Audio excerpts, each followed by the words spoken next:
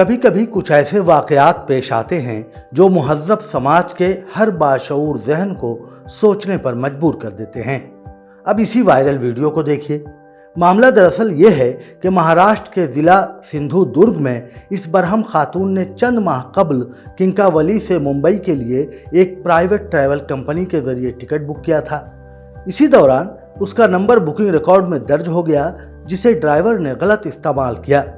الزام ہے کہ پٹنے والا شخص ڈرائیور ہے اور کئی دنوں سے اس خاتون کے فون پر فحش ویڈیوز بھیج کر ہراساں کر رہا تھا۔